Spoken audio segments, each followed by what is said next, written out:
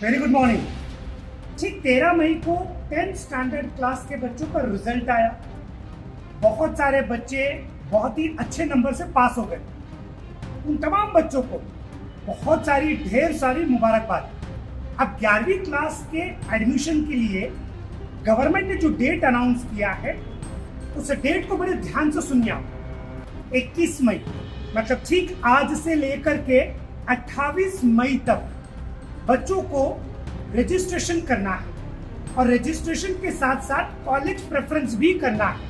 मैं एक एक करके आपको समझाता हूं कि रजिस्ट्रेशन और कॉलेज प्रेफरेंस क्या है। सबसे पहला रजिस्ट्रेशन के अंदर 2 पार्ट होते हैं, पार्ट 1 और पार्ट 2। ये दोनों पार्ट 1 पार्ट 2 को आपको कंपलसरी फिलअप करना है।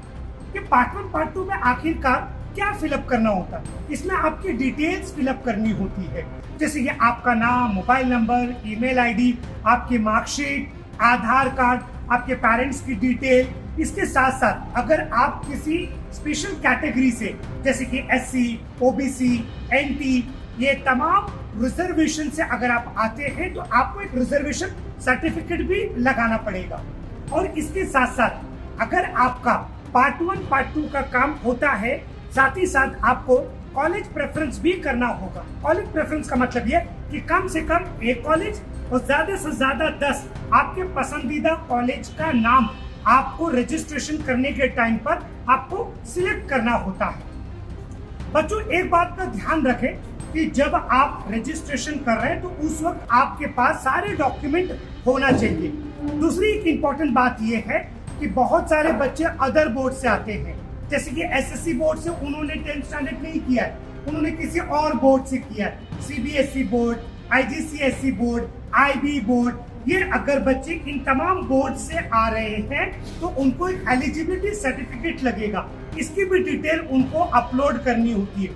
अब सबसे जो इम्पोर्टेंट बात यह है कि बहुत सारे बच्चे इस एग्जाम में फेल हो गए हैं। अब अगर वो फेल हो गए तो एक एटी का री एग्जाम होगा, वो एग्जाम के रिजल्ट आएंगे। जैसे रिजल्ट आता है तो उन बच्चों को जितने राउंड्स होंगे गवर्नमेंट के, सबसे लास्ट वाले राउंड के अंदर उनको प्रेफरेंस मिलेगा। तो वो बिल्कुल हिम्मत ना हारे, इसी साल के अंदर जो सबसे लास्ट राउंड होगा तो एटी वाले स्टूडेंट को भी एडमिशन मिलेगा।